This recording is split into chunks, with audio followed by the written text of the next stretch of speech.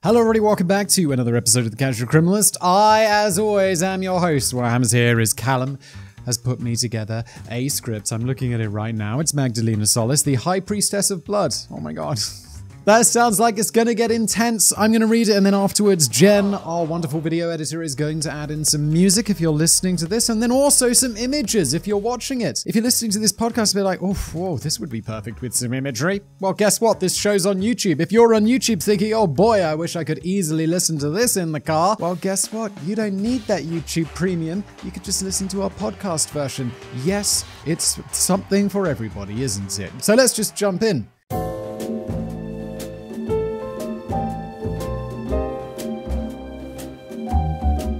Act 1. Descended from the heavens.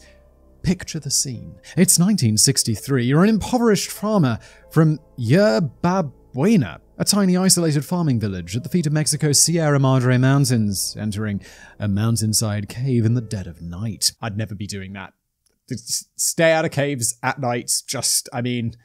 There's bears. You're gonna have a bad time. By the firelight from the torches inside, you can make out the exhausted faces of almost everyone you've ever known gathered together. Sounds unrealistic. There are 20 other families from the community, all gathered here to witness the fulfillment of a spectacular promise. A magical goddess is about to arrive and bless you all with riches. I heard that you should never start a fire inside a cave. Like if you're, getting a Tom Hanks on, and you're stuck on some island somewhere and you find a cave to live in because you're like, fantastic. And then you're like, how can I make this cave warm? Start a fire. Apparently you're not supposed to do that. Don't know if this is for sure, but because it can like crack the rock or whatever and cause like a cave in. See what I did there? Houston, we have a problem. For months, the entire village has been praying to this pagan idol. On the instructions of her two high priests, the Hernández brothers, everyone donated a huge percentage of their meager earnings and possessions, fattened the two prophets up on as much food as they could spare, and engaged in bizarre ritual orgies at their commands. All of this to win the favor of the powerful and exiled Inca gods. Ah, yes, religious fanatic. I love how this is just a story as old as time. It's like, yeah. I speak with God, so give me money.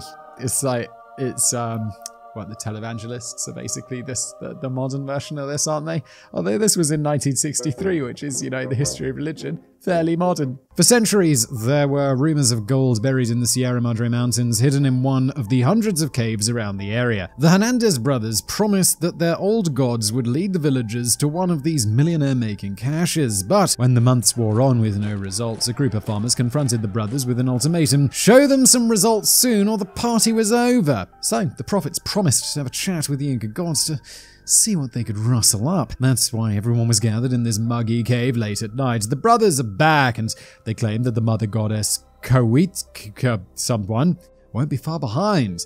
All the people had to do was complete the summoning ritual. Watching the brothers drain the blood from a goat for the upteenth time, the people were probably still more than a little skeptical. It all just seemed like more of the same empty promises. But everyone else is just desperate for a miracle. These guys already have all of their stuff and most of their dignity, so they were really holding out for some positive returns. So yeah, look, any situation where someone's like, yeah, I have this access to like unlimited wealth and gold or stock market tips in the modern world. All you have to do is give me some money and I'll give you access to this unlimited magical gold supply or stock market tips or crypto or whatever it is.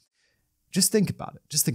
If they had this magical knowledge about where the gold is, well, why would they need money from you? It's always a scam. Don't do it. Once the goat is dead and the chanting is over, a new prophet approaches the altar. He's introduced as the high priest of Kotilq, and in a booming voice, he congratulates the villagers. The ritual worked, and the goddess's arrival is imminent. He chants some spells in a strange language, and everyone jumps back in shock as a flash of light bursts out from the back of the cave, leaving a thick cloud of smoke behind. The smoke dissipates along with the last of their skepticism, because there she is, the goddess, all dolled up in a necklace of bones, Aztec-style garb, and an elaborate ceremonial headdress. What?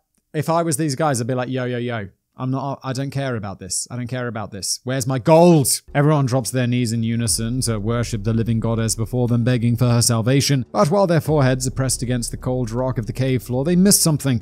A wry smile passes over the faces of the Hernández bros. Everything went perfectly according to plan. And it's not the fact that the goddess shows up and leads them to the gold. That's not it. They're going to murder everyone somehow, aren't they? The fact behind the fiction. Now, I doubt we have any ancient Incan god worshippers listening, so I can probably safely say this without offending anyone. They're not real. Yeah, none of this is real. And I know I'm going to offend some people saying that, but it's not. It's not. And keen listeners might have already noticed that even if they were, they probably wouldn't be hanging out in Mexico. The Incans come from Peru. It's the Aztecs the Hernández brothers were thinking of and who Cotacu belonged to. And by the way, I have no idea if that is how you pronounce Cotacu. It's very strangely spelled, and I didn't look it up.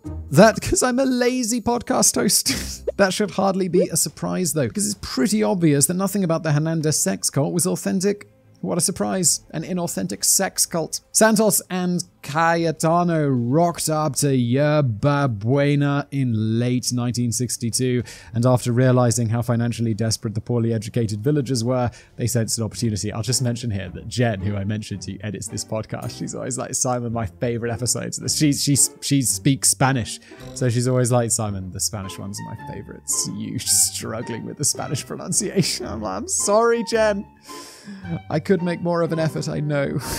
And after realizing how financially desperate the poorly educated villagers were, they sensed an opportunity. Ah, look, poor uneducated people. The perfect opportunity to exploit. Up until now, the two con men had made a meager living from hopping from town to town, pulling off a string of minor scams. But now their appetites for deception were growing with no school, police station, or church in town.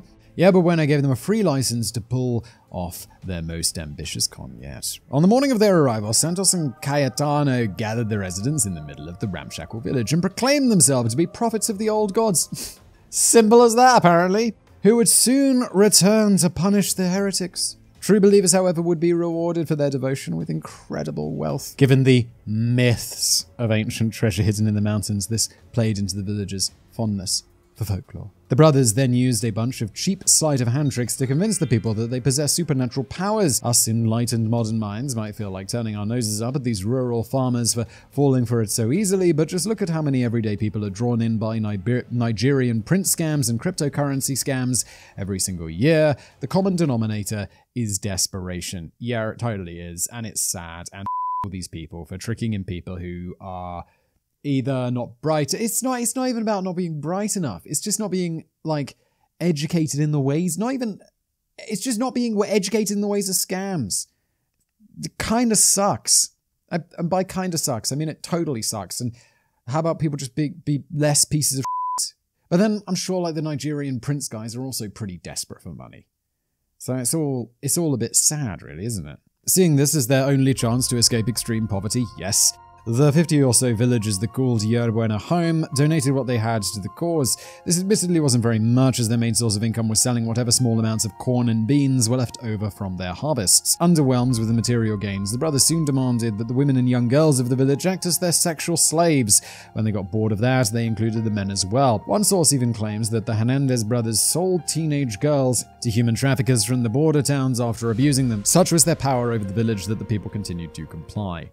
Desperation does incredible things. Every few days, the community would gather in the caves filled with cannabis smoke and ritual incense for the aforementioned animal sacrifices and orgies. God knows how they manage to stay in the mood. I always find it a major turn-off when a woman kicks a romantic evening off by slitting the throat of a goat. That's weird, Callum. I mean, I'm totally into that. I'm really into animal sacrifices in the bedroom. That's weird. That was sarcasm. No, people are going to be like writing it, Simon, don't kink shame. Some people are just into animal sacrifices. It's a fetish. I'm like, that it is. And after suffering 3 months of these perverse rituals, those stingy Incan gods hadn't even given up a single piece of gold. The villagers were understandably feeling a bit shortchanged. So that's when the brothers promised to bring their complaints to upper management. Lesser con men would have just cut their losses and run, but Santos and Cayetano were committed to the grift. They promised the people a goddess, and they were damn well going to deliver one. They traveled to the town of Monterey, base camp of their sex trafficker associates, to find a suitable accomplice. There they met a pimp named Eleazor Solis, who knew a woman perfect for the role, his sister, Magdelena Solis. The 18-year-old had been working under her brother as a prostitute since the age of 12. Just thought we had to revisit that one, just out of the disgusting absurdity of it. She was forced into the job out of poverty. Not much is known about her backstory, but safe to say that it must be pretty darn tragic. What we do know is that Magdelena was also no stranger to a good supernatural scam. She supplemented her income by working as a medium and fortune teller. Her speciality was channeling the spirits of dead Bruja, witches. After years spent pretending to summon satanic spirits, playing a literal goddess reborn would only take just a little bit of adjustment, so she and her brother rode back to Yerbabuena with the Hernández bros ready to take their con to the next level. The night of her big debut in the cave, it was the pimp Eleazor who playing the high priest, and the magical puff of smoke, just a bit of flash powder ignited by the con men. They had all the production value of a zero-budget B-movie, but it was more than enough to keep the hopes of the villagers alive. However, there was one thing that the con men hadn't planned for. Getting into character was easy for Magdelena. It was getting out that was the problem. As she stepped through the smoke and assumed the role of the goddess that night, she started down a slippery slope of religious psychosis. High up on her first ever taste of power and an endless supply of peyote and weed, she started believing that she actually was the Incan mother goddess after all. Holy well, yeah, your life's been pretty damn tragic. Be like, yeah, no, I'm just going to escape into fantasy right now. Honestly, don't blame you at all. Yeah. That might not have been a problem, but as you know, Aztec gods aren't exactly the love and forgiveness type. Oh god, is she just going to start sacrificing children? What was this episode called again? The High Priestess of Blood? Oh dear. Hard to be a god. Perhaps by drawing on her own deep well of trauma, Magdelena soon injected the rituals of the Hernández cult with her own brand of perversion. Not content to have an entire village as her sexual slaves, the drugged-up goddess upped the ante to include bloodletting. In Aztec mythology, human blood is supposed to sustain the gods' immortality and prevent the end of days. So, at her commands, the cultists started slurping down blood like a bunch of degenerate Catholics on a Sunday. Magdelena would cut their skin, drain the blood into a ritual chalice, mix it with peyote and pass it around, with everyone whipped into a mad religious fervor. By mad religious fervor, we mean crazy peyote trip. Magdelena then commanded them to engage in incest, bestiality, and even pedophilia for her amusement. I could double down on that Catholic joke here, but it might be a bit much. Nah, it's good, Callum. You're good. You're good on that one.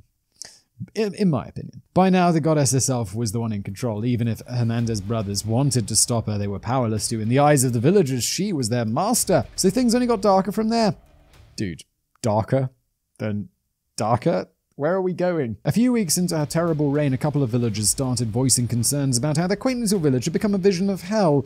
Plus, there was still no bloody gold. The goddess dubbed these two concerned citizens heretics and ordered the rest of the villagers to lynch them. Terrified of what horrible curse she might dole out, they obeyed and beat two of their own to death right in front of her. Pandora's box was now well and truly open. Over the following weeks, the Hernández brothers officially integrated these lynchings into the rituals themselves. If the faith of any of the villagers wavered, Magdelena would have them beaten and carried to the caves. There, each villager took a turn cutting, beating, burning, and dismembering these human sacrifices to please the goddess. Oh god, this is going way too far. What happened? We went from like a con and like a weird sex cult to like straight up crazy murders.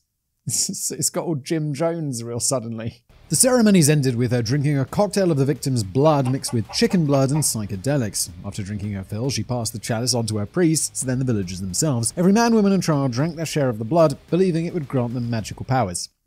And honestly, after consuming that much peyote, they probably were like, yeah, definitely believing it. I don't understand why I'd probably believe it after that much peyote. Soon, not even that was enough for KID Solis. After sacrificing several followers, the ancient Aztec goddess started to implement the most gruesome aspect of Aztec rituals. With her victim pinned to the altar, she used her ceremonial dagger to cut their beating heart out of their bodies while they were still alive. Oh, good lord. Sebastian Guerrero and the Temple of Doom. If I've got the timeline right, it took Magdelena Solis less than 2 months to raise the stakes from ritual orgies to amateur open heart surgery. At this impressive rate, the whole village would soon have been sliced to pieces at her command, but luckily Magdelena was about to get a major reality check from the law. I'm glad the police seem to actually exist in some capacity, because holy shit, where have you been? It all started with a chance encounter. That's how the police found out about this. One evening in May 1963, a 14-year-old boy named Sebastian Guerrero was out wandering alone. When he approached the outskirts of Yerbabuena, he spotted something odd up the mountainside, flickering lights coming out of a cave.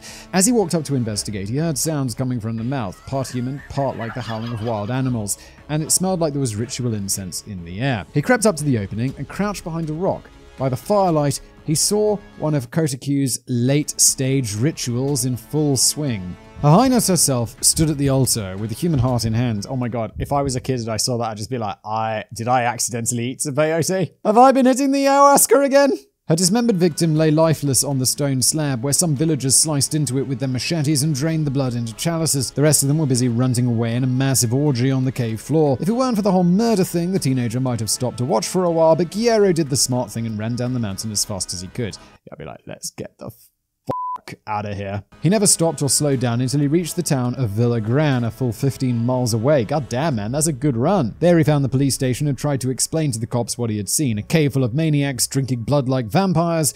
So nobody believed him at first because it sounded like something a bored teenager would make up as a prank. But the kid was insistent and visibly shaken, so the police offered to send Officer Luis Martinez back up with him to investigate. Dude, can you at least send more than one cop? Don't they always work in pairs? One cop should never be going anywhere, especially if it's to a weird cutting out the heart orgy in a cave miles away from anywhere in the mountains.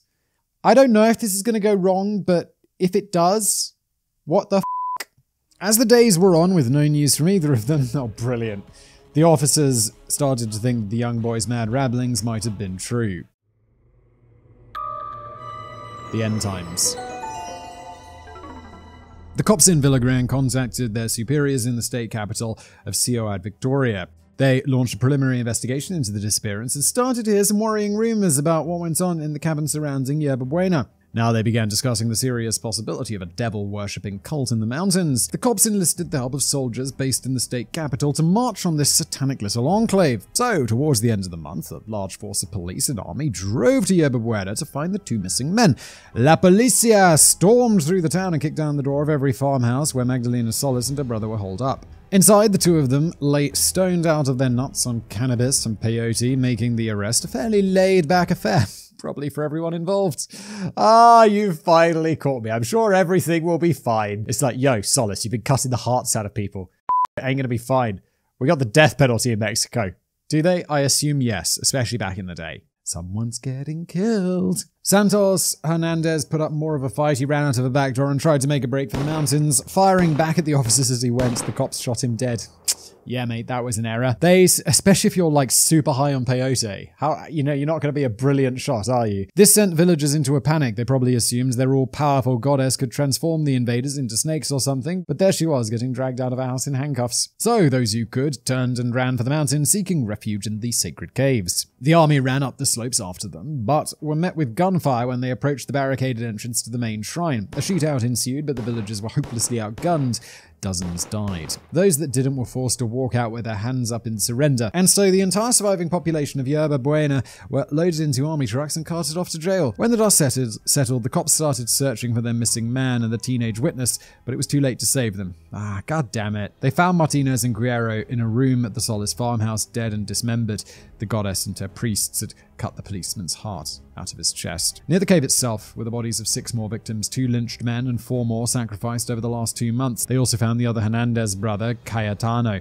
At first, the officers thought he had been killed in the crossfire during the skirmish, but it turns out that he too was murdered by his own followers. Back when the cop and witness were killed, the villagers probably knew that trouble would follow. Tensions must have been running higher than ever, and it seems like the high priests must have lost some control in the panic. At some point, one of the cultists grew wise to the scam and demanded a priestly title for himself. Cayetano Hernández refused to oblige and was promptly shot dead. With the 2 con men dead, their goddess and high priest in chains, and their followers either shot down or arrested, the story of the short-lived but terrible Hernández cult was at an end.